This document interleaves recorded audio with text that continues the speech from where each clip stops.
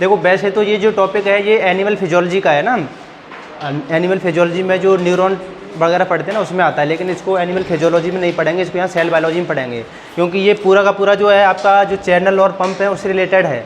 और चैनल और पंप अभी अभी आपने लेटेस्ट पढ़े हैं, तो अभी आपको ध्यान में भी रहेगा ना कि Na+ किधर जाता है और K+ किधर जाता है। तो स्टार्ट करते हैं। उसको स्टार्ट करने से पहले थोड़ा सा न्यूरॉन की स्ट्रक्चर बता देते हैं ना, एक रफली स्ट्रक्चर कैसी होती है।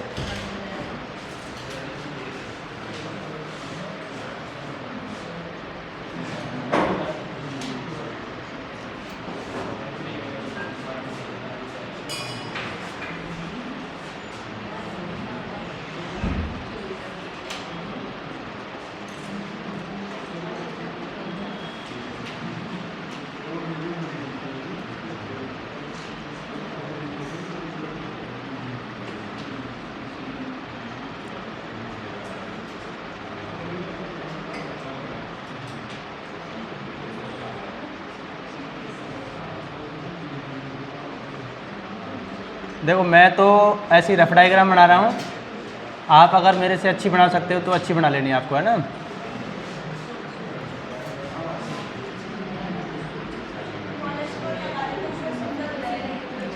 हाँ कोलेस्ट्रॉल लगा दूंगा मैं ना इसके ऊपर।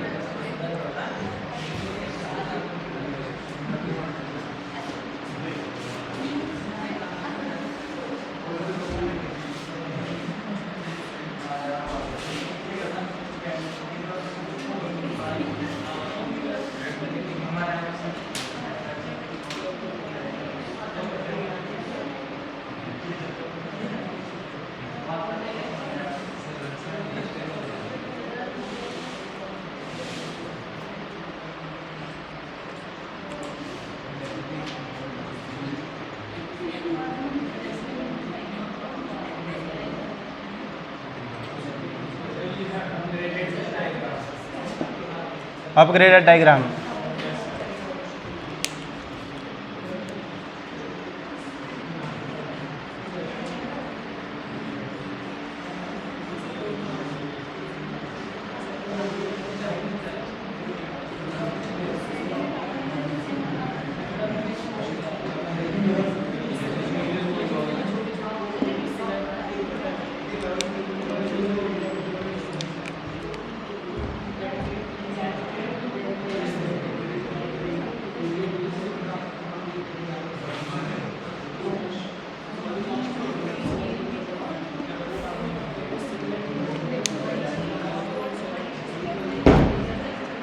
देखो ये जो यहाँ पे ऐसे स्ट्रक्चर इससे बाहर निकली हुई रहती है इनको तो बोलते हैं डेंड्राइट्स। और ये यहाँ पे बीच में रहता है क्या, या न्यूक्लियस रहेगा? अच्छा इसको क्या बोलते हैं? एक्सॉन। और ये जिस पॉइंट से एक्सॉन स्टार्ट होता है सेल में से उस पॉइंट को बोलते हैं एक्सॉन हिलॉक। उस पॉइंट को क्या बोला जाएगा? Axon hillock. और यहाँ पे ये इसके चारों तरफ जो माइलिन शीटेड सेल्स होती है इनको बोलते हैं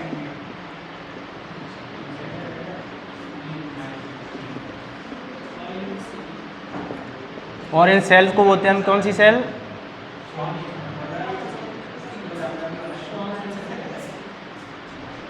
स्पेलिंग यही होती है कि स्वान की?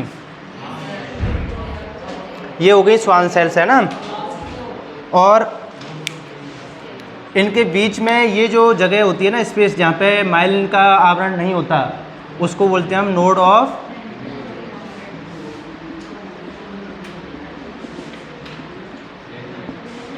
रैनवियर। तो बॉडी में दोनों ही तरह की न्यूरॉन पाई जाती हैं। कुछ न्यूरॉन ऐसी होती हैं जिनके ऊपर माइलिन का ये आवरण पाया जाता है, उनको तुम बोलते हैं माइलिनेटेड न्यूरॉन। और जिनके ऊपर ये नहीं मिलेगा उनको क्या बोलेंगे? अनमाइलिनेटेड या नॉन माइलिनेटेड न्यूरॉन्स। दोनों का रोल देखेंगे ना कि क्या किस लिए ये डेवलप किया गया, क्यों इवॉल्व हुआ ये। तो जिस पॉइंट से एक्सॉन की शुरुआत होती है उसको क्या बोलते हैं? एक्सॉन हिलॉक बोलते हैं। और ये लास्ट में क्या है? Synaptic knob. ये जो पॉइंट है ना, ये निकले रहते हैं बाहर ऐसे, सिनेप्टिक नोब बोलते हैं। और ये जो जंक्शन होता है दो सेल्स का, ये तो एक सेल ख़त्म हो गई, दूसरी न्यूरॉन स्टार्ट हो गई यहाँ से, तो दोनों के बीच का ये जो जंक्शन है, इस जंक्शन को क्या बोलते हैं? सिनेप्स बोलते हैं इसको। दो न्यूरॉन्स के बीच के जंक्शन को क्या बोलते हैं? सिनेप्स।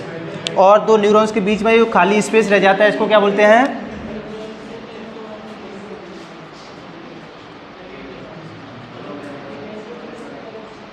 Synaptic cleft. दो न्यूरॉन के बीच के जंक्शन का नाम क्या है? सिनेप्स। और सिनेप्स के बीच में जो खाली स्थान रहेगा उसका नाम क्या है? Synaptic cleft. इतना आया समझ में? और दो न्यूरॉन के बीच में नॉर्मल जंक्शन भी हो सकता है, और मतलब गैप जंक्शन भी हो सकता है, और टाइट जंक्शन भी हो सकता है ना, दोनों जंक्शन हो सकते हैं। टाइट जंक्शन से तो कौन सी सिग्नलिंग होती है? इलेक्ट्रिकल। और गैप जंक्शन से होती है केमिकल सिग्नलिंग। आदि पहले ये स्ट्रक्चर समझ में आई कि ये बताओ, वो तो बात की बातें हैं। हाँ बिल्कुल टाइम हो गया ना, ये तो अपने 11th-12th क्लास में पढ़ा होगा, उसके बाद में कभी काम ही नहीं पढ़ा होगा। ये क्या तो कब पढ़ा था लास्ट टाइम इसको?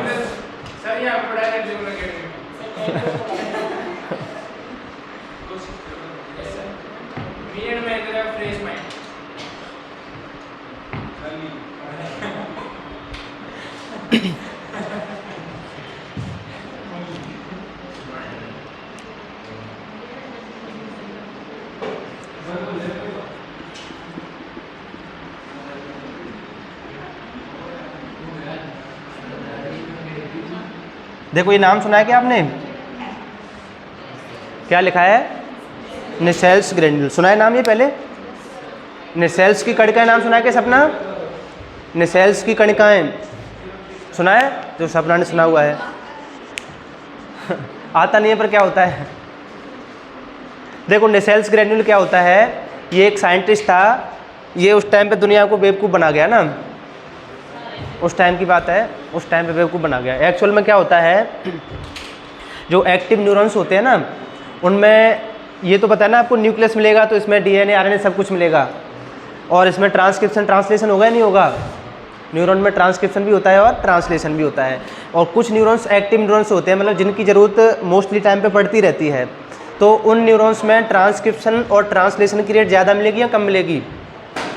एक्टिव न्यूरॉन्स में ट्रांसलेशन और ट्रांसक्रिप्शन की रेट ज़्यादा मिलेगी या कम मिलेगी? ज़्यादा मिलेगी, है ना, उनमें ज़्यादा प्रोटीन चाहिए, ज़्यादा एक्टिविटी होंगी। तो जो एक्टिव न्यूरॉन्स होते हैं उनमें ट्रांसक्रिप्शन एंड ट्रांसलेशन रेट कैसी होती है? हाई होती है। तो देखो ये एक कंडीशन होती है, ये मान लो ट्रांसलेशन चल रहा है,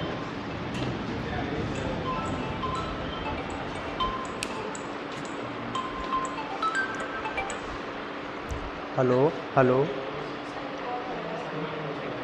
हाँ बोलिए, हाँ पहचानते हैं। तो 11 बजे बात करें? हाँ अभी क्लास में था मैं, तो ठीक है।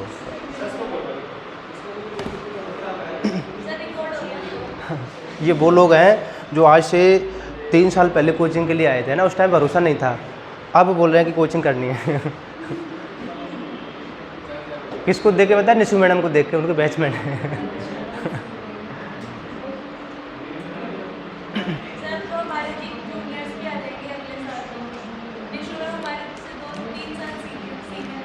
चलो है ना, ये देखो ये एक mRNA है, mRNA का क्या चल रहा है अभी? ट्रांसलेशन चल रहा है। तो ट्रांसलेशन के लिए आपको पता है ना, इसके ऊपर ऐसे राइबोसोम बाइंड होता है। हाँ अरे आवाज़ आ रही पीछे से, देखो आरती को समझ में नहीं आ रहा आपकी वजह से। अरे देखो आरती का रिंग रोड पे खेत नहीं है ना सर, आरती की तो फीलिंग समझो थोड़ा।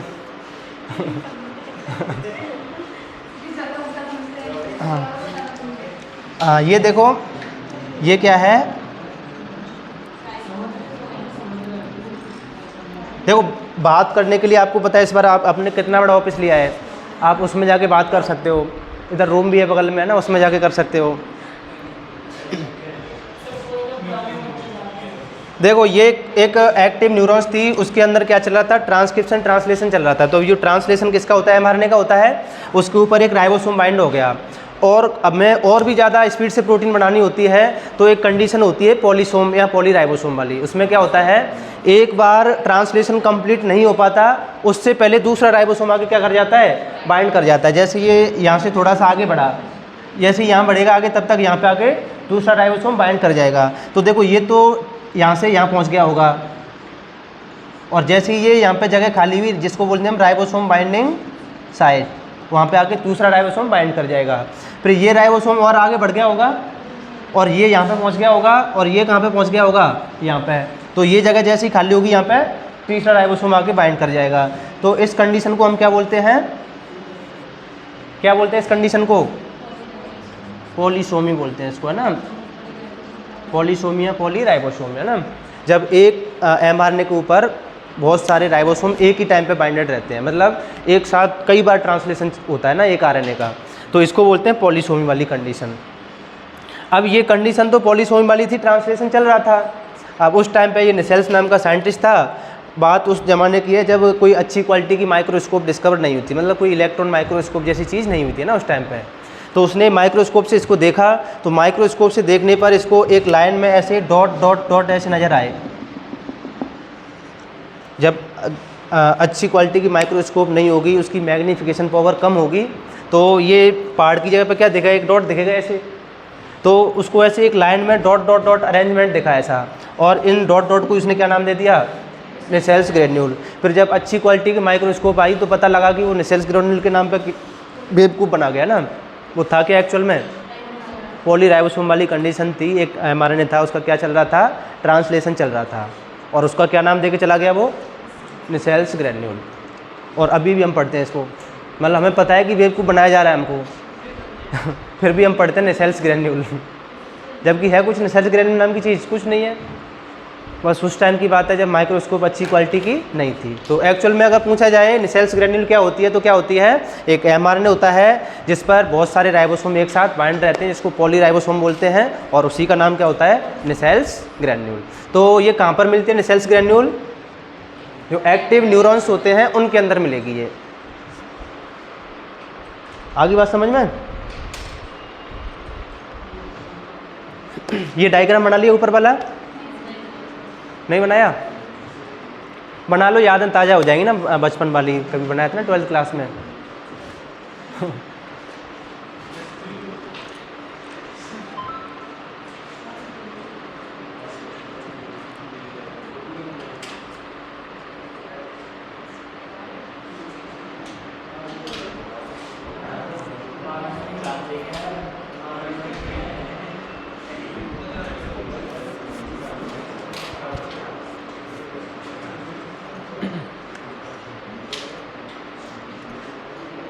देवेश उधर आरओ के पास में पानी की बोतल रखी होगी, पानी की बोतल, पानी ले आओ बोतल में।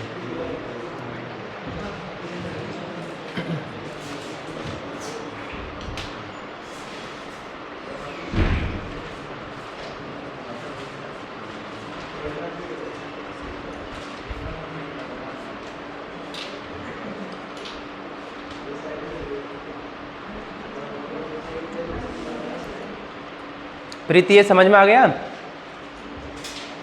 तबीयत खराब है क्या आपकी, ऐसा लग रहा है।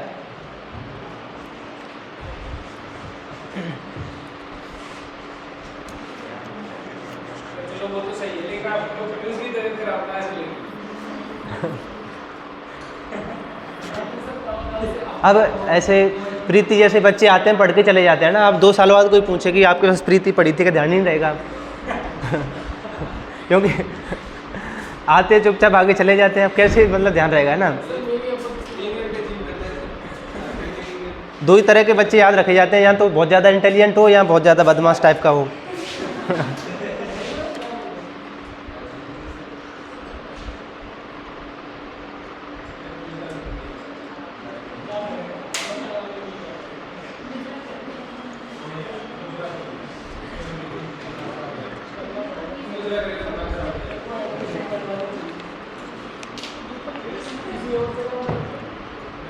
और दोनों ही प्रीति एक जैसी रह गई है ना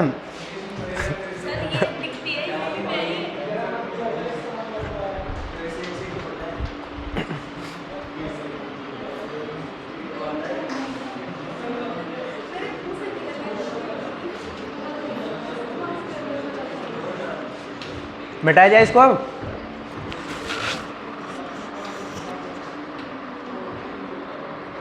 तो देखो अभी तक क्या समझ में आया, ये तो इसके अंदर होगा ना, इसको पूरी को तो ऐसे बॉडी बोलते हैं, बॉडी के अंदर क्या होगा, बॉडी या सोमा बोलते हैं इसको, है ना। न्यूक्लियस होगा, न्यूक्लियस में आपको पता है डीएनए आरएनए सब कुछ होगा, और यहाँ से जो बाहर स्ट्रक्चर निकली हुई रहती है उनको बोलते हैं क्या, डेंड्राइट्स। और कुछ एक्टिव न्यूरॉन्स होते हैं जिनमें ट्रांसक्रिप्शन ट्रांसलेशन की रेट क्या होती है, हाई होती है, तो उनमें जो पॉलीराइबोसोमी वाली कंडीशन मिलती है उसी को क्या नाम दिया था, नेसेल्स ग्रेन्यूल।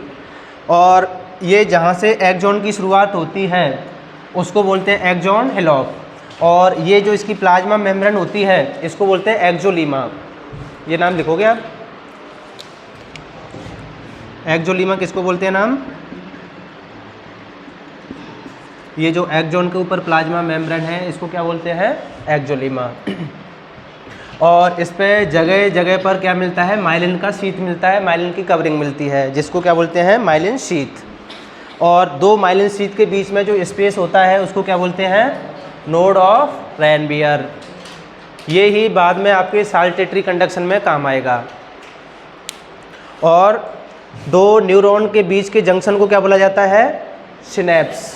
और बीच में जो खाली स्पेस होता है उसको क्या बोला जाता है, सिनेप्टिक क्लेफ्ट। और ये जंक्शन जहाँ पे होता है तो आपको पता है कि सिग्नल किधर से किधर ट्रांसमिट होगा, लेफ्ट टू राइट या राइट टू लेफ्ट, किधर से किधर जाएगा सिग्नल, जो अपना सिग्नल होता है वो इस डायरेक्शन में जाता है ना, इधर से जाएगा बॉडी वाले पार्ट से, और किधर जाएगा, टेल वाले पार्ट की ओर जाएगा, है ना सिग्नल। तो ये इस डायरेक्शन में अपना सिग्नल ट्रांसमिट होगा। तो ये फर्स्ट वाली सेल होगी, ये लास्ट वाली सेल होगी, है ना। पहले ये यही सेल के पास में सिग्नल आया है, फिर अब इसके पास में जाएगा। तो देखो इसको हम बोलते हैं प्री, जो पहले वाली सेल होती है ना इसको क्या बोलते हैं, प्री सिनेप्टिक न्यूरॉन। और जो दूसरी वाली सेल जुड़ी होगी उसको क्या बोलेंगे, पोस्ट सिनेप्टिक न्यूरॉन। प्री और पोस्ट का मतलब समझ में आ गया। जो पहले वाली सेल जिसके पास सिग्नल आया था वो तो प्री, और दूसरी वाली सेल को पोस्ट सिनेप्टिक न्यूरॉन। दो नाम ये भी लिख लेना, है ना।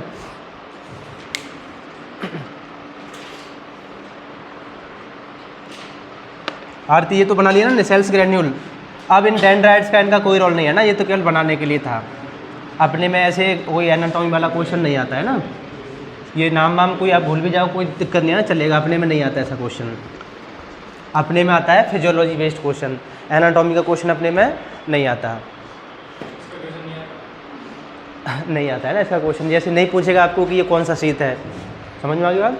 ये एनाटॉमी बोलते हैं इसको, अपने में आती है क्या, फिजियोलॉजी, मैकेनिज्म कैसे होती है ना किसी भी उसकी, वो आता है अपने में। ये बात नहीं पता मैंने पहले से आपको। ये लिख सकते हो कि अपने में एनाटॉमी के क्वेश्चन नहीं आते, अपने में फिजियोलॉजी के क्वेश्चन आते हैं। जैसे चाहे प्लांट फिजियोलॉजी हो या एनिमल फिजियोलॉजी, एनाटॉमी अपने में है ही नहीं, है ना, नेट में सिलेबस में नहीं डाल रखी है। और Nissl's granule in active neurons, in active neurons polyribosomal condition is Nissl's granule. लिख लिया ये, तो बस यही है नेसेल्स ग्रेन्यूल। बताया ना कि बेवकूफ़ बना के लोगों को। चलो ये प्री और पोस्ट समझ में आ गया। नोड ऑफ रैनवियर समझ में आ गया सपना, नोड ऑफ रैनवियर। दो माइलिन शीथ के बीच में जो स्पेस होता है उसको बोलते हैं नोड ऑफ रैनवियर। अब देखो एक डायग्राम और बनाना पड़ेगा आपको, और अगर उसी में स्पेस बचा हुआ है तो आप इसमें ऐड कर सकते हो ना। मैं तो ऐड कर सकता हूँ इसमें क्योंकि मेरे पास तो इरेजर है ना। आपके पास अगर इरेजर हो तो ये नाम वगैरह मिटा के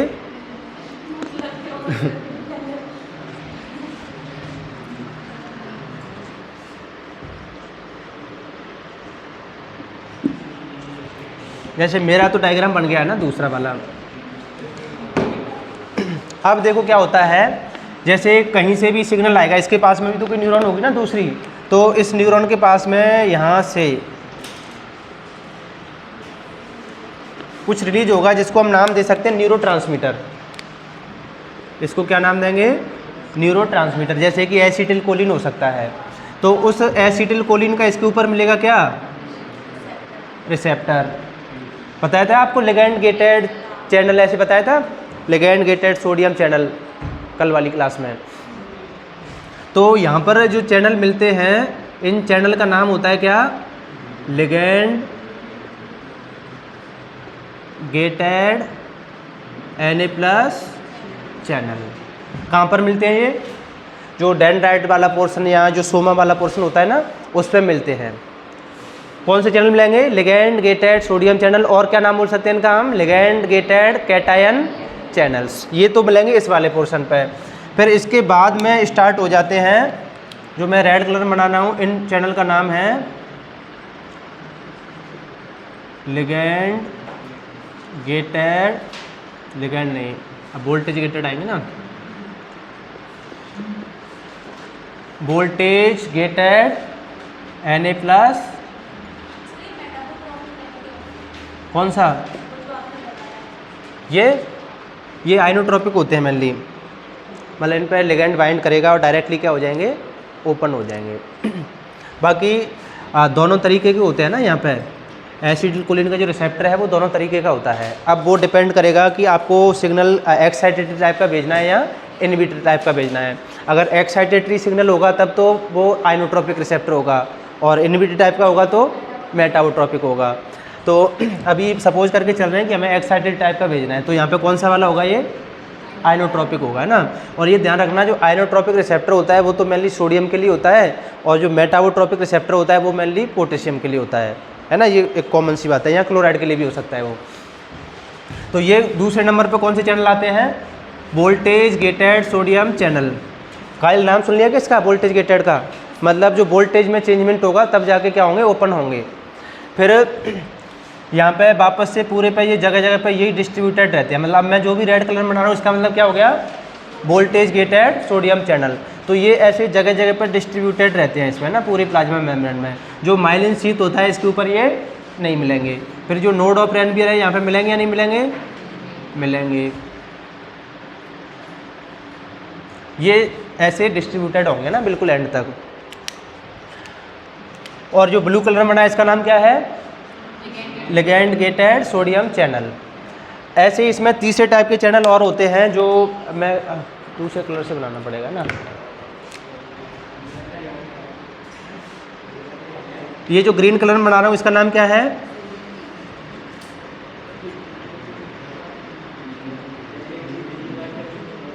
लीकी K+ चैनल। ये आपको नाम नहीं बताया कि पहले लीकी वाला? लीकी चैनल क्या बोल रहे हो? सोडियम के होते हैं लेकिन यहाँ पे नहीं मिलते हैं ना। यहाँ पे किसके मिलेंगे? पोटेशियम के मिलेंगे। सोडियम के भी होते हैं ना लीकी चैनल, लेकिन यहाँ पे किसके हैं? K+ के। लीकी चैनल ऐसे होते हैं जो एनी टाइम ओपन रहते हैं, मतलब इनका रेगुलेशन नहीं होता, लेकिन इनके थ्रू जो ट्रांसपोर्टेशन की रेट है बहुत कम होती है।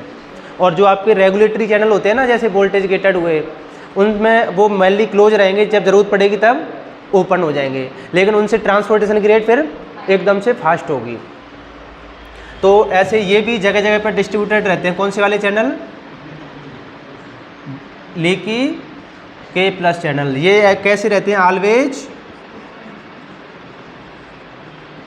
काजल ये वाला कलर इसमें दिख जाएगा कि ऑनलाइन में? ग्रीन वाला। बाकी तो अनुमान लगाने वाले लगा ही लेंगे फिर। तो देखो ये लीकी K+ चैनल हो गए जो ऑलवेज कैसे रहेंगे? ओपन रहेंगे। अब एक तीसरे टाइप के चैनल और होते हैं इसी के ऊपर।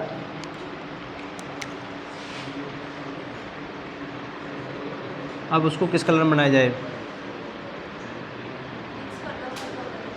मिक्स कर दें दो कलर। चलो ऐसा कर देते हैं, ये जो है अभी ब्लैक कलर बचा हुआ है ना, ये है वोल्टेज गेटेड K+ चैनल। ये भी ऐसे है ना, जगह जगह पे डिस्ट्रीब्यूटेड मिलेंगे। और सबसे लास्ट में सबसे लास्ट में मिलते हैं कौन से channel, voltage gated Ca+2 channel, और जगह जगह पे बीच में मिलती है इस पे Na+K+ पंप। ये जो मैं सिंगल ऐसे बना रहा हूँ ना, ये क्या है, Na+K+ पंप। तो इतने सारे इस पे चैनल और पंप मिलते हैं, जो भी हमने पढ़े थे ना कल और परसों की क्लास में, वो सारे एक ही इस पे सेल पे मिलते हैं। तो देखो सबसे पहले क्या मिलता है, लिगेंड गेटेड सोडियम चैनल, ये तो मिलेगा बिल्कुल इस पे, इस वाले पोर्शन पे ना, एक्जॉन वाले पोर्शन पे, एक्जॉन नहीं सॉरी है ना, हेड वाले पोर्शन पे। फिर उसके जस्ट बाद कौन सा चैनल मिलेगा, वोल्टेज गेटेड सोडियम चैनल। फिर उसके बाद में एक्जॉन वाला पोर्शन स्टार्ट हो जाता है, पूरे एक्जॉन वाले पोर्शन पे वोल्टेज गेटेड सोडियम चैनल मिलेंगे। और साथ साथ में कौन मिलता है, लीकी K+ चैनल। ये दो तो है ना इवनली डिस्ट्रीब्यूटेड है उस पर, लेकिन जो माइलिन शीथ होता है इस जगह पर ये नहीं मिलते। और सबसे लास्ट में कौन मिलता है, वोल्टेज गेटेड Ca+2 चैनल। पहले तो इनका डिस्ट्रीब्यूशन समझ लो ना, ये जरूरी है, कौन सा चैनल कहाँ पर मिलता है। और बाकी बीच बीच में सोडियम पोटेशियम पंप मिलती है। ये वाली कहानी समझ में आ गई।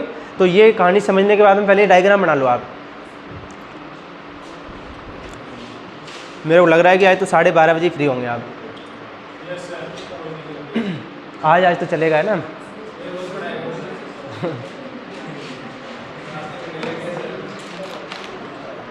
नाश्ता मिलने लग गया, हमने भी खाने वाला लगा लिया फिर आज।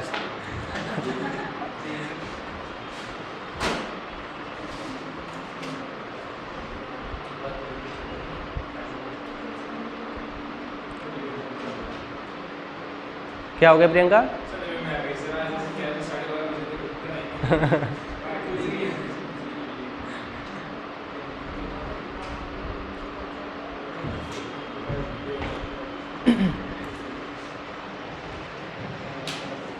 प्रियंका जो नीचे है ना, फिजिक्स इंस्टीट्यूट है ना ढाका सर का, वो कभी कभी मूड में होता है ना उनका, तो बच्चों को बुलाया 8 बजे, रात को 8 बजे छोड़ते हैं, और तो और वॉशरूम के लिए भी नहीं जाने देते।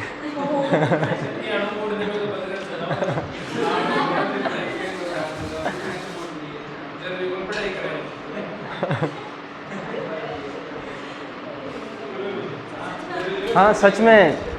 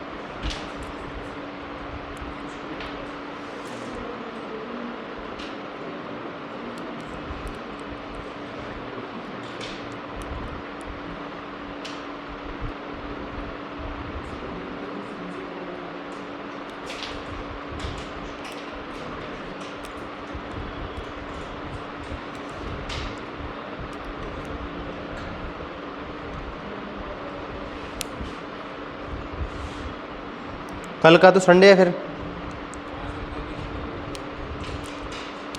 कल तो कपड़े भी धोने हैं ना।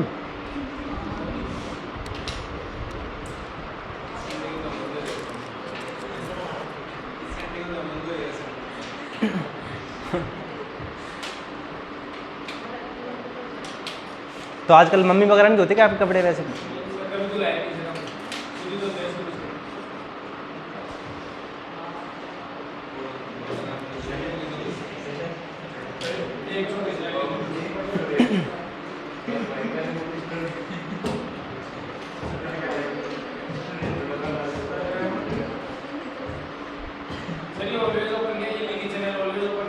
हाँ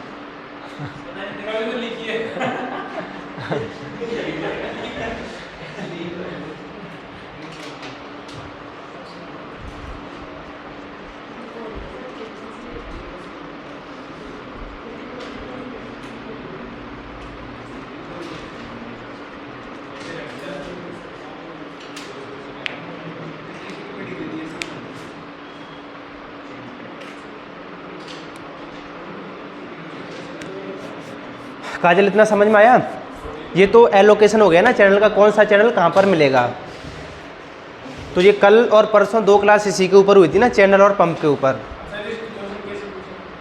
क्वेश्चन कैसे पूछेगा आपको, एक तो बता ही दिया, सीधा सीधा पूछा था कि यहाँ पर कौन सा चैनल मिलता है, वो भी 4 नंबर में, 4 नंबर में पूछा था सीधा सीधा। ये मतलब ये न्यूरॉन का हेड वाला जो प्रश्न होता है उसमें कौन सा चैनल मिलता है, तो कौन सा चैनल मिल रहा है, लिगैंड गेटेड सोडियम चैनल। अब उसने एग्जाम में सोडियम की जगह पर क्या नाम लिख दिया, कैटायन चैनल नाम लिख दिया बस।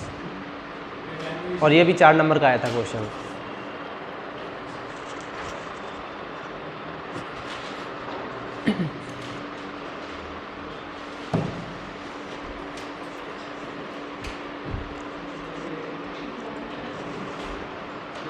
चलो बना लिया डायग्राम।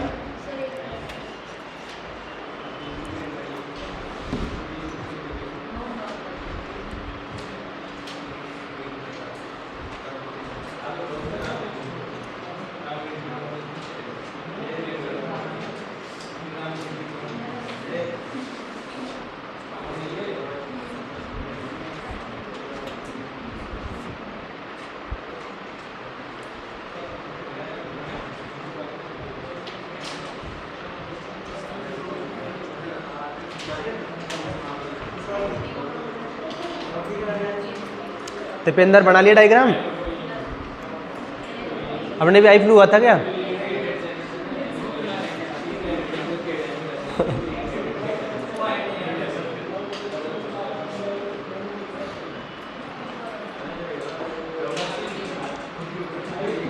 चलो अब इसको मिटा देते हैं।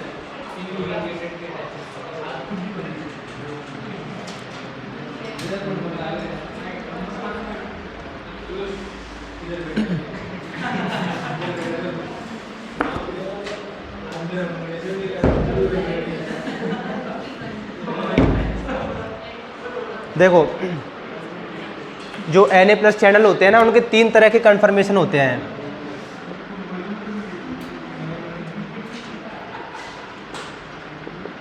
अमन के द्वारा नहीं समझा जाएगा। देखो एक तो होता है ओपन, एक होता है इनएक्टिवेटेड और तीसरा होता है क्लोज।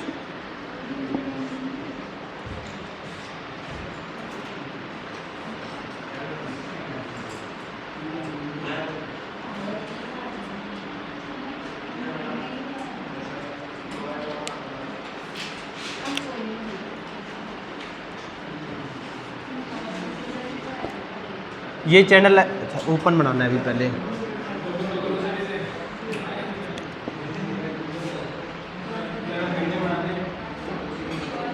ये हो गया ओपन कन्फर्मेशन।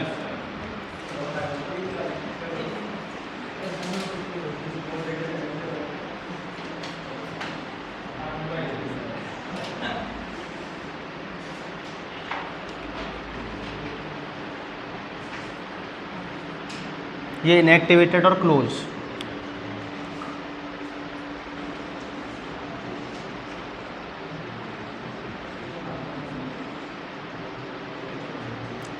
ये क्लोज है।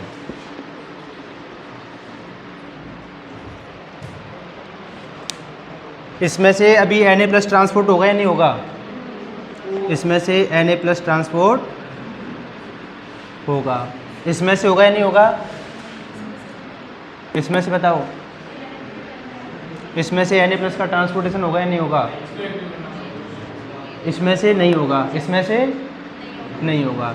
देखो इसमें और इसमें इतना अंतर है, कि ज़रूरत पड़ने पर इस चैनल को ओपन किया जा सकता है, लेकिन अब इसमें आप कितना भी जोर लगाओ भी ये ओपन नहीं होगा, मतलब इनएक्टिवेटेड है, ओपन ही नहीं होगा ये कैसे भी। तो सबसे पहले तो Na+ चैनल क्या रहता है, क्लोज रहता है। तो जैसे ही कोई सिग्नल मिलता है तो क्या होता है, ओपन हो जाता है, तो उसमें से Na+ अंदर आने लग जाएगा। फिर ओपन होने के तुरंत बाद क्या हो जाता है, वो इनएक्टिव स्टेट में चला जाता है। फिर उसके बाद में थोड़ी देर तक इनएक्टिव स्टेट में रहेगा और उसके बाद में फिर क्लोज कन्फर्मेशन में आ जाएगा, और क्लोज कन्फर्मेशन में आ जाएगा तो ज़रूरत पड़ने पर इसको वापस से ओपन किया जा सकता है। तो यही रीज़न होता है कि जैसे किसी सेल को आपने सिग्नल दिया और सिग्नल अभी उसमें से ट्रांसमिट हो रहा है और अब तुरंत आपने दूसरा सिग्नल दे दिया, तो अब वो सेल दूसरा सिग्नल रिसीव नहीं करेगी। क्यों नहीं करेगी, क्योंकि अभी जो Na+ चैनल है वो कौन सी स्टेज में आ चुके हैं, इनएक्टिव स्टेट में आ चुके हैं। तो अब आप कितना भी सिग्नल दो, कुछ भी दो, वो चैनल ओपन नहीं होगा। इनएक्टिव चैनल को ओपन नहीं किया जा सकता, पहले उसको क्या करना पड़ेगा, क्लोज करना पड़ेगा, तब जाके क्या होगा, वो ओपन होगा। तो एक टर्म आता है रिफ्रैक्टरी पीरियड, क्या बोलते हैं उसको, रिफ्रैक्टरी पीरियड। रिफ्रैक्टरी पीरियड वह पीरियड होता है जब किसी न्यूरॉन को आपने सिग्नल दिया और उसके बाद में आप दूसरा सिग्नल दो, लेकिन वो सेल दूसरे सिग्नल को रिसीव नहीं करेगी। तो वह प्राइमरी सिग्नल और सेकेंडरी सिग्नल के बीच में वह टाइम पीरियड जिसमें सेल दूसरे सिग्नल को रिसीव नहीं करेगी, उस टाइम पीरियड को क्या बोला जाएगा, रिफ्रैक्टरी पीरियड बोला जाएगा। तो जब तक ये चैनल इनएक्टिव कंडीशन में रहेगा तब तक आप कितना भी सिग्नल दो दूसरा वाला उसको, तब तक वो उसको रिसीव नहीं करेगी जब तक उसमें पहला सिग्नल चल रहा होगा अभी। तो ये भी दो टाइप का होता है ना, एक तो होता है एब्सोल्यूट, एक होता है रिलेटिव। एब्सोल्यूट में तो क्या होता है कि आप कितना भी दो सिग्नल रिसीव नहीं करेगी सेल। रिलेटिव रिफ्रैक्टरी में क्या होता है, सेल सिग्नल रिसीव कर सकती है लेकिन आपको पहले वाले से ज़्यादा स्ट्रॉन्ग सिग्नल देना पड़ेगा, उस पीरियड को बोलते हैं रिलेटिव। तो वो हम अभी लिखेंगे, है ना। पहले ये समझ में आ गया कि Na+ चैनल के कितने तरह के कन्फर्मेशन होते हैं, 3 तरह के होते हैं ना, ओपन, इनएक्टिवेटेड और क्लोज। ये ऐसे इसी सीक्वेंस में चलते हैं ना, पहले ओपन होगा, फिर उसके बाद में इनएक्टिव होगा, उसके बाद में क्लोज होगा। और जो K+ चैनल होता है इसके 2 ही कन्फर्मेशन होते हैं, कौन कौन से,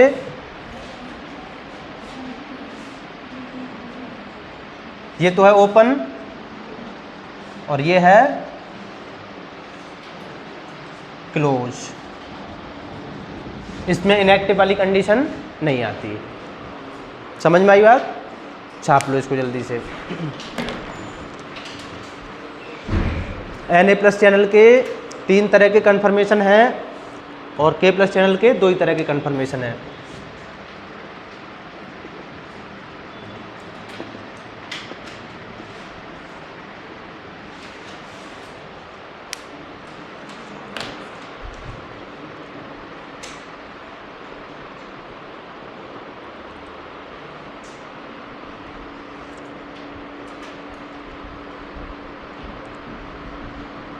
अरे प्रकाश भी तो आया था, कहाँ गया है, आया था ना सुबह, हैं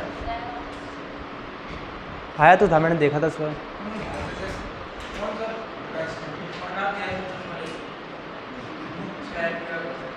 चश्मा लेके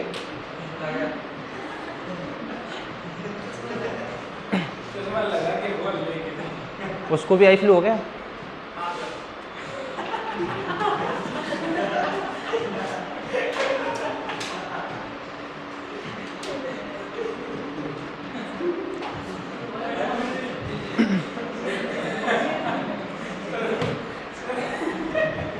अरे आप लोगों से हुआ होगा, आप लोगों को हो रहा है ना,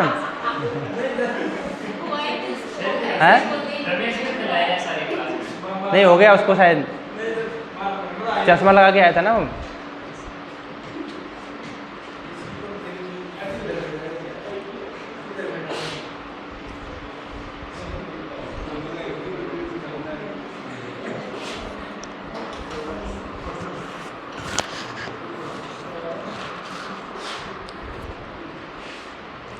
दीपिका ये बना लिया,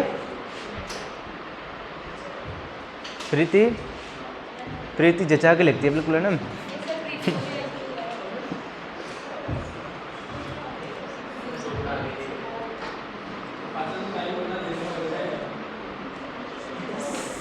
सपना को समझ में आ गया कि, सपना को तो पूरा समझ में आ रहा है मेरे को, ऐसा लग रहा है।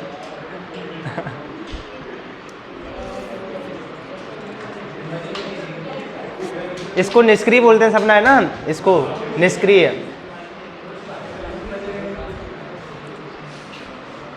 नंदिनी सुना है नाम निष्क्रिय?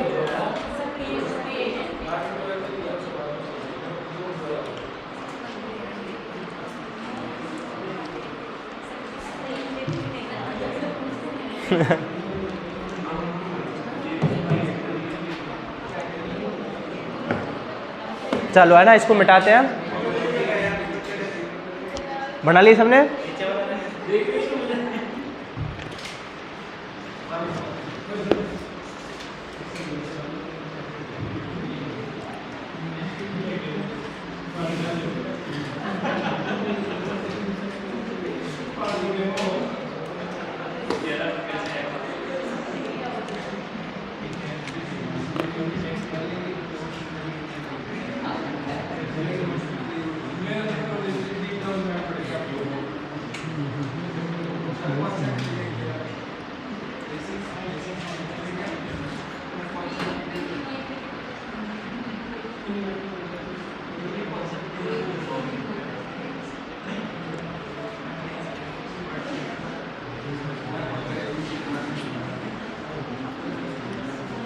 ये तो कोई इससे पहले कोई दूसरी न्यूरॉन होगी, ये नेक्स्ट न्यूरॉन, इसके बाद में कोई और आगे नेक्स्ट न्यूरॉन आएगी, है ना। तो देखो सबसे पहले यहाँ पे कौन से चैनल थे बताओ, इस जगह पे कौन से चैनल थे? हाँ, लिगैंड गेटेड सोडियम चैनल। तो अभी ये चैनल शुरू में तो कैसा था? क्लोज था। फिर कौन आया होगा? न्यूरोट्रांसमीटर आया होगा। तो इधर से आया कौन? एसिटिल कोलिन आया। और एसिटिल कोलिन जब इसके ऊपर आके बाइंड कर गया होगा तो ये चैनल क्या हो गया? ओपन हो गया। और ये कौन बाइंड कर गया इसके ऊपर? Acetylcholine. एसिटिल कोलिन एक न्यूरोट्रांसमीटर है। तो इस चैनल का नाम क्या था? Ligand gated sodium channel. कौन आएगा इसके थ्रू अंदर? Na+ आएगा ना, एसिटिल कोलिन आएगा क्या? अच्छा, अभी इस सेल में कोई सिग्नल ट्रांसमिट नहीं हो रहा था ना इससे पहले, तो इस सेल का मेम्ब्रेन पोटेंशियल कितना होगा? रेस्टिंग फेज में कितना होता है? -70 था, है ना पहले। तो अभी कोई सिग्नल ट्रांसमिट नहीं हो रहा था, तब की बात है ये। तो तब कितना था? -70। अब कौन सा चैनल ओपन हो गया? लिगैंड गेटेड सोडियम चैनल हो गया ओपन। तो अब सोडियम अंदर आएगा या नहीं आएगा? सोडियम अंदर आएगा तो डीपोलराइजेशन या हाइपरपोलराइजेशन? डीपोलराइजेशन होगा ना। ये -70 से कितना हो जाएगा? -50 तक पहुंच गया है ना, ये मान लो आप। इसने सेल के जो ये तो था रेस्टिंग फेज में, रेस्टिंग पोटेंशियल था, और ये डीपोलराइजेशन वाला हो गया ना। तो इसको डीपोलराइज कर दिया। अब जिन्होंने कल और परसों वाली क्लास नहीं ली है वो बिल्कुल सूने सूने से हो जाएंगे ना यहाँ पे। नहीं पता है ना क्या होता है डीपोलराइजेशन, क्या होता है हाइपरपोलराइजेशन। तो बाद में देख लेंगे ना, जब ये पढ़ लो, फिर इससे पहले की दोनों क्लास पढ़ना पहले, फिर इसको वापस से आपको देखना पड़ेगा ना। मतलब एक दिन नहीं आने से केवल एक दिन ख़राब नहीं होता, अगले 2 दिन और होते हैं ख़राब, है ना। जैसे जो 2 दिन नहीं आए वो तो ख़राब हो ही गए, आज का दिन और ख़राब हो गया। तो पहले अब मैं ना डीपोलराइजेशन हाइपरपोलराइजेशन को समझेंगे ना, उसके बाद में ये वाली क्लास समझ में आएगी। तो अभी जब Na+ अंदर आएगा तो अंदर नेगेटिव चार्ज कम होगा। पहले तो कितना था? -70। अब अंदर पॉजिटिव चार्ज आएगा तो ये नेगेटिव कम होगा या नहीं होगा? होगा। तो कितना हो जाएगा? -50 तक। और इस कंडीशन को हम बोलते हैं डीपोलराइजेशन। जब ये -70 से कम होता जाता है तो इसको क्या बोलेंगे? डीपोलराइजेशन। जैसे ही ये पोटेंशियल -50 तक पहुंच जाता है तो दूसरे चैनल और बताए थे मैंने, कौन से बताए थे? Voltage gated sodium channel. तो अब कौन से चैनल ओपन हो जाएंगे?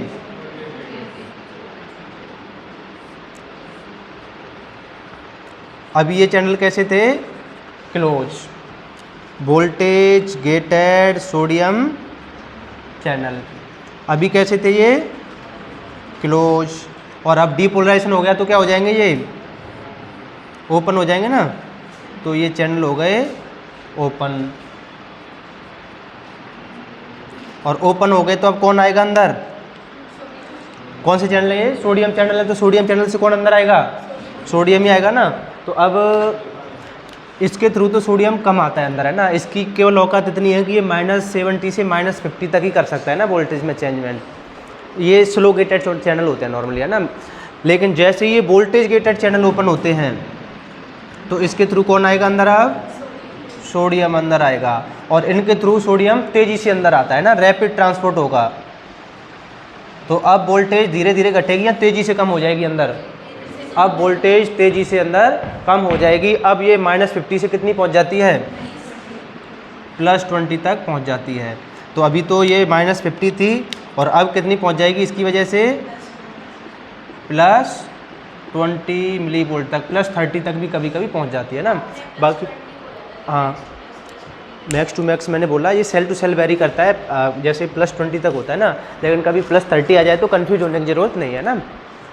तो ये +20 तक क्या हो जाएगा? मेम्ब्रेन पोटेंशियल चेंज हो जाएगा, क्योंकि अंदर पॉजिटिव चार्ज आ रहा है तो पॉजिटिव चार्ज बढ़ेगा ना।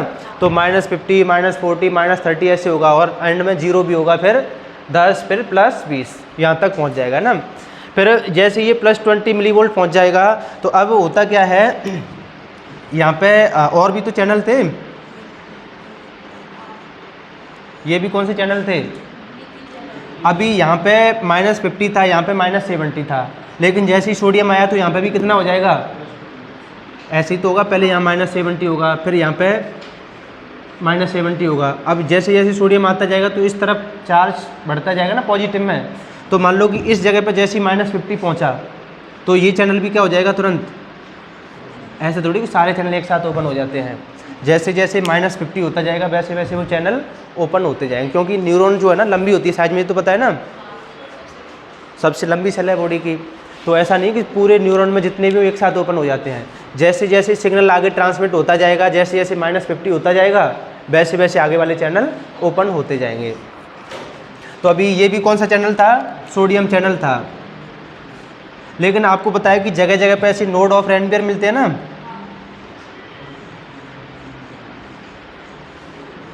ये नोड ऑफ रेनबियर है, तो यहाँ पे कोई भी चैनल नहीं मिलेगा। तो नेक्स्ट चैनल अब कहाँ पे मिलेगा?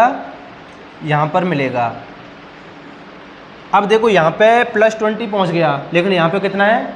-70 अभी भी। तो अब यहाँ से जो सोडियम आयन है, यहाँ पे तो सोडियम आयन ज़्यादा है ना, ये ऐसे अंदर सेल के चल के जाएंगे, और यहाँ पे भी कितना हो जाएगा? अभी यहाँ पे बाहर से नहीं आएंगे, यहाँ पे कहाँ से जाएंगे? अंदर ही जाएंगे, है ना, डिफ्यूजन के थ्रू। तो यहाँ पे वापस से कितना हो जाएगा? -50 हो गया, और जैसे ही -50 होगा तो ये चैनल वापस से ओपन हो जाएंगे। फिर अब यहाँ पे वापस से क्या मिलेगा? Node of Ranvier. तो यहाँ पे चैनल मिलेगा? नहीं मिलेगा। फिर कहाँ पे मिलेगा? नेक्स्ट यहाँ पर मिलेगा। अभी ये चैनल क्लोज है, क्योंकि यहाँ पे कितना है? -70 मिली वोल्ट है। लेकिन जैसे ही Na+ यहाँ पे ज़्यादा हो गए तो यहाँ से -50 से +20 हो गए होंगे यहाँ पे, तो फिर वापस से चल के कहाँ पे जाएंगे? आगे, और यहाँ पे कितना हो जाएगा? -50। तो चैनल ओपन होके वापस से कौन आएगा? सोडियम। सोडियम अंदर आएगा तो -50 से कितना हो जाएगा? ये +20। तो ऐसे ये प्रोसेस आगे चलती रहेगी, -70, -50, +20, फिर आगे जाएंगे ना ट्रांसपोर्ट होके। तो यहाँ पे जो चैनल जो है एक साथ ऐसी ओपनिंग नहीं हो रही। पहले चैनल की ओपनिंग हुई, फिर सोडियम आयन अंदर के अंदर डिफ्यूजन से जाएगा, फिर चैनल की ओपनिंग होगी, फिर अंदर से जाएगा। तो सिग्नल एक साथ ऐसे कंटिन्यूस नहीं जा रहा। यहाँ पे जो सिग्नल है वो ऐसे उछल उछल के जा रहा है ना। यहाँ से अंदर की साइड में गया सिग्नल, फिर यहाँ से यहाँ तक अंदर की साइड में गया, फिर यहाँ से यहाँ तक अंदर की साइड में गया। ऐसे इसको बोलते हैं हम साल्टेटरी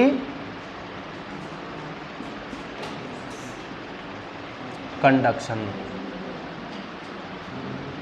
इसको क्या बोला जाता है? साल्टेटरी कंडक्शन, जिसमें कंटिन्यूस सिग्नल का ट्रांसमिट नहीं होता। पहले बाहर से आएगा सिग्नल, फिर अंदर डिफ्यूजन होगा, फिर बाहर से आएगा, फिर अंदर डिफ्यूजन होगा। तो ऐसे सिग्नल को क्या बोला है हमने? Saltatory conduction. ये किस में मिलेगा? माइलिनेटेड में या नॉन माइलिनेटेड मिलेगा?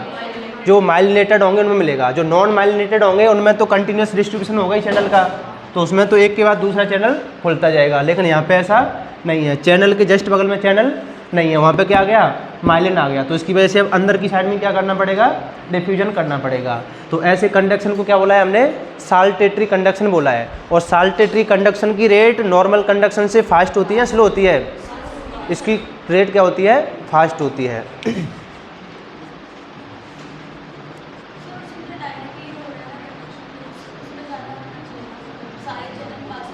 सारे चैनल पास पास में हैं, हमें एक के बाद दूसरा चैनल खोलना पड़ेगा, दूसरे के बाद तीसरा, पांचवा, तब जाके इसका नंबर आता। कितना टाइम लगता है चैनल को ओपनिंग करने में, यहाँ चैनल ओपनिंग करनी नहीं पड़ी, डायरेक्ट आयन मूवमेंट करके चले गए वहाँ तक। तो इस वजह से इसके सिग्नल की रेट फास्ट होती है। अगर ये माइलिन शीथ नहीं होता तो क्या होता, पहले इसके बाद में ये वाला चैनल खोलते, फिर ये वाला, तब इसका नंबर आता। और यहाँ पे ये चैनल खुलते ही तुरंत सोडियम आयन डिफ्यूजन होकर चले गए और तुरंत नेक्स्ट वाला दूर वाला चैनल क्या हो गया, ओपन हो गया। तो इसमें कंडक्शन की रेट फास्ट मिलेगी ना नॉर्मल कंडक्शन से। तो माइलिनेटेड में फास्ट मिलेगी या अनमाइलिनेटेड में फास्ट मिलेगी, माइलिनेटेड न्यूरॉन्स में कंडक्शन की रेट फास्ट मिलेगी। तो अभी तो ये केवल सोडियम चैनल की बात हुई है। अब लास्ट में कौन सा चैनल मिलेगा, सबसे लास्ट में वोल्टेज गेटेड कैल्शियम चैनल। तो यही मान लेते हैं कि यही लास्ट वाला पार्ट है इसका, है ना, न्यूरॉन का। तो यहाँ पे कौन सा चैनल मिलेगा, जैसे ही वोल्टेज +20 पहुँचती है तो यहाँ पे एक चैनल था, ये पहले कैसा था, क्लोज था -70 पे, और +20 पहुँचते ही ये क्या हो गया, ये क्लोज था पहले, अब क्या हो गया, ओपन हो गया। तो अंदर कौन आएगा, Ca+2 अंदर आ जाएगा। और ये आपको ध्यान रखना है, जब भी किसी सेल में Ca+2 की कंसंट्रेशन बढ़ती है तो उस कंडीशन में एक्जोसाइटोसिस होता है। एक्जोसाइटोसिस जानते हो, मतलब सेल के अंदर कुछ वेसाइकल्स मिलती हैं, उन वेसाइकल्स को बाहर भेज दिया जाता है, उस कंडीशन को क्या बोलते हैं, एक्जोसाइटोसिस। तो जब जब किसी सेल के अंदर सोडियम वो उसकी कैल्शियम आयन की कंसंट्रेशन बढ़ेगी तब क्या होगा, एक्जोसाइटोसिस वाली प्रोसेस होगी। एक तो एंडोसाइटोसिस होता है और एक एक्जोसाइटोसिस होता है। तो अभी जैसे ही कैल्शियम अंदर आया तो एक्चुअल में था क्या, इस सेल्स के पास ये वेसाइकल थी पहले से, है ना, बना के रखती है सेल वेसाइकल, और इन वेसाइकल में क्या था, एसिटाइल कोलिन। लेकिन अभी रिलीज़ नहीं होता, ये रिलीज़ कब होगा, जब इस सेल के अंदर किसकी कंसंट्रेशन बढ़ेगी, कैल्शियम की कंसंट्रेशन बढ़ेगी। और कैल्शियम की कंसंट्रेशन बढ़ेगी कब, जब कैल्शियम चैनल ओपन होगा। और ओपन कब होगा, जब वोल्टेज +20 पहुँचेगी। तो जैसे ही उसके टर्मिनल वाले पार्ट में ये +20 पहुँचती है तो ये वोल्टेज गेटेड कैल्शियम चैनल क्या हो जाते हैं, ओपन हो जाते हैं। पहले कैसे थे, क्लोज। समझ में आ गया। तो अब ये जो वेसाइकल में क्या पैक था, एसिटिल कोलिन, या इसको न्यूरोट्रांसमीटर बोल सकते हैं, जरूरी नहीं कि एसिटिल कोलिन ही हो, बहुत सारे न्यूरोट्रांसमीटर होते हैं।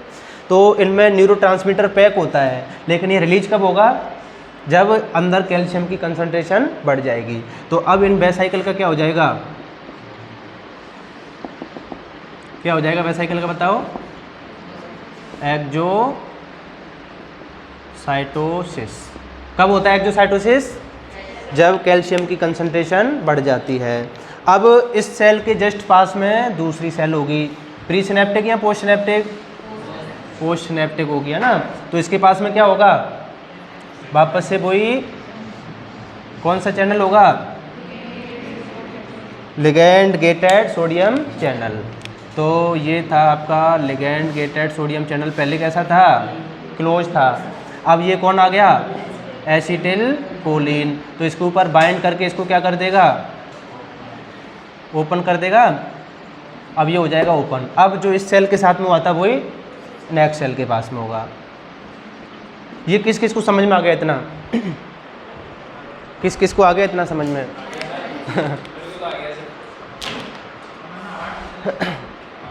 नौटंकी ज़्यादा होगी कुछ, है ना, नौटंकी ज़्यादा होगी इसमें।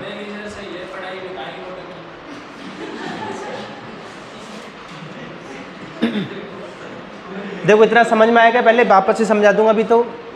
अभी तो ये देखो कि न्यूरोट्रांसमीटर कैसे रिलीज होता है, कैसे दूसरी सेल के पास में सिग्नल पहुंचता है, क्योंकि कहानी अभी बाकी है। अभी तो कैल्शियम वो पोटेशियम चैनल तो आए नहीं अभी, और इस सेल को इसी कंडीशन में रखोगे +20 में ही, वापस से भी तो -70 करना है ना इसको। ये यहाँ पे +20 आप करते तो जा रहे हो, अब इससे दोबारा सिग्नल ट्रांसमिट नहीं करवाना, नहीं समझ में आया? मतलब इस सेल से एक ही बार सिग्नल ट्रांसमिट करवाना है, वापस से भी करवाना है। वापस से करवाना है तो इसको वापस से प्रीवियस कंडीशन में लाना पड़ेगा ना, -70 में। तो अभी लाएंगे ना -70 में। सर अभी हमारे ब्रेन के न्यूरॉन्स का इनएक्टिव कंडीशन में चले गए। ज्योति, इतना समझ में आ गया? पहले ये बताओ, इतना तो आ गया, तो आगे वाला भी आ जाएगा, इतना आ गया तो।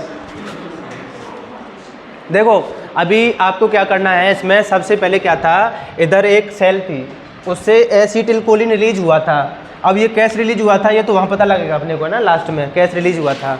तो पहले अब केवल इतना समझ लेते हैं कि इधर से एसिटिलकोलिन आया था प्री सिनेप्टिक न्यूरॉन से, और एसिटिलकोलिन बाइंड किया था किस के ऊपर, लिगैंड गेटेड सोडियम चैनल के ऊपर, जिससे हो गए थे वो ओपन। ओपन होने से सोडियम आया अंदर, तो जो वोल्टेज पोटेंशियल है, जो रेस्टिंग पोटेंशियल -70 होता है, उससे कितना हो गया, और ये मैंने बताया कि एक थ्रेशोल्ड वैल्यू होती है, अगर इतना हो गया तो ये वोल्टेज गेटेड सोडियम चैनल को क्या कर देती है, ओपन कर देती है। तो जैसे ही सेल डीपोलराइज होगी, -50 तक जाएगी, तो वोल्टेज गेटेड सोडियम चैनल क्या हो जाएंगे, ओपन हो जाएंगे। अब सोडियम तेज़ी से अंदर आएगा, तेज़ी से अंदर आएगा तो -50 से कितना हो जाएगा अंदर का पोटेंशियल, +20 तक हो जाएगा। जैसे ही +20 होता है तो दूसरे जो आगे के चैनल होते हैं वोल्टेज गेटेड सोडियम चैनल, वो भी क्या हो जाते हैं, ओपन हो जाते हैं। लेकिन जिनमें माइलिन पाया जाता है उनमें ये कंटिन्यूस चैनल नहीं मिलते। जो नोड ऑफ रेनबियर होते हैं वहाँ पे तो इनकी कंसंट्रेशन ज़्यादा होती है, और जो माइलिन शीट होता है इसके ऊपर कम होती है।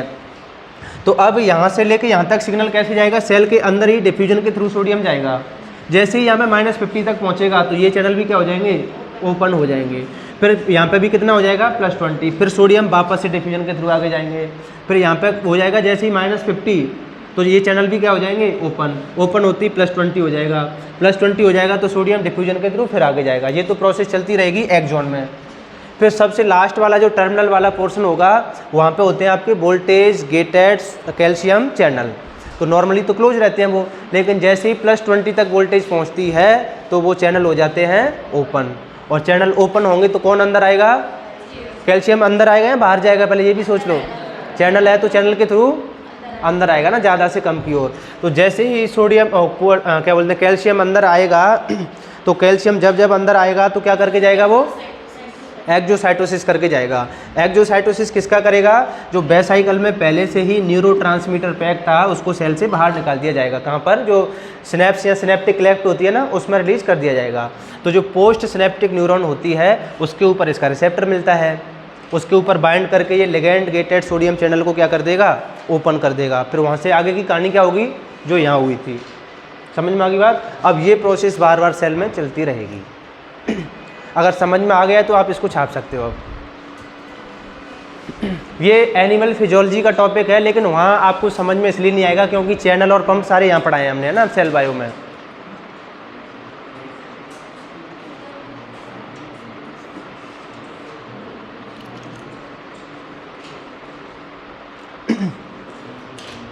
अब तो इसका पार्ट 2 डालना पड़ेगा, मेरे को लग रहा है।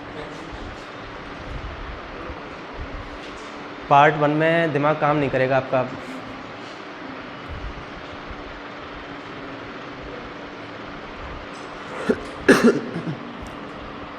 अब एनिमल फिजियोलॉजी में डायरेक्ट इसको पढ़ाते हैं ना, नर्व इम्पल्स को। अब आप सपोज कर सकते हो बच्चा समझ सकता है वहाँ बिना चैनल और उसके पंप के, कैसे भी नहीं समझ सकता। उसको एक्चुअल में ये नहीं पता होता कि चैनल के थ्रू सोडियम को किधर भेजें, अंदर या बाहर।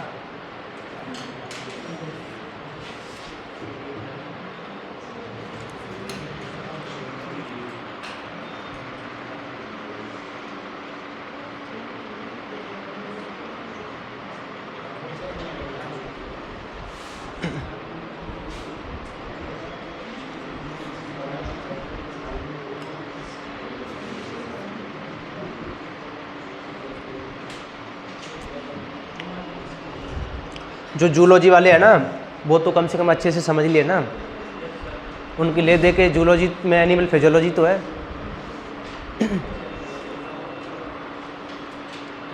प्रतीक्षा इससे ऊपर कुछ भी नहीं पढ़ना पड़ेगा ना, चाहे आप भले कुछ भी करना आ गया ना, MSc करो, कुछ भी करो, चाहे यूनिवर्सिटी ऑफ हैदराबाद में पढ़ के आओगे तब होगी, कहीं ना कहीं तो होगी। सेल तो होगी कहीं ना कहीं, सेल भी नहीं है, सेल है तो सेल में होगी।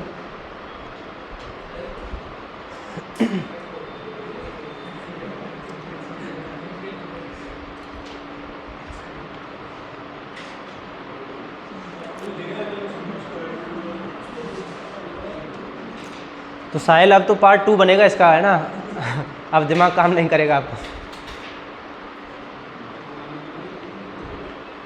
हो जाता आज ये कंप्लीट, वो डिफ्यूजन में उसमें रह गया आज। तो पूरी एक क्लास लगती है इसमें 3 घंटे की।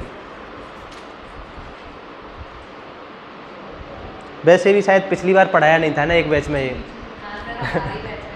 आपके में नहीं पढ़ाया था?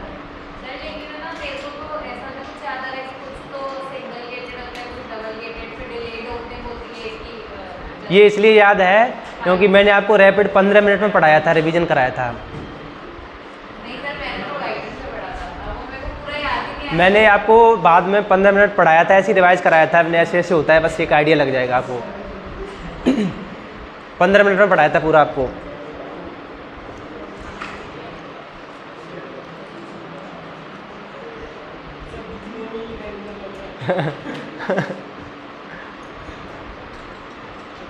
अब आप में से किसी को लग रहा है कि आप इसको सेल्फ स्टडी से बुक में से समझ सकते हो?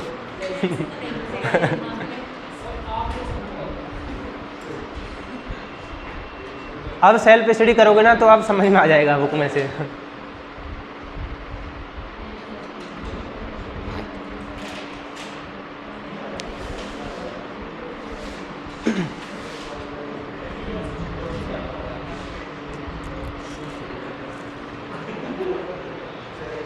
तो आज इतना ही पढ़ेंगे ना, इसका पार्ट 2 बनाते हैं कल, फिर वो कल अपलोड कर देंगे।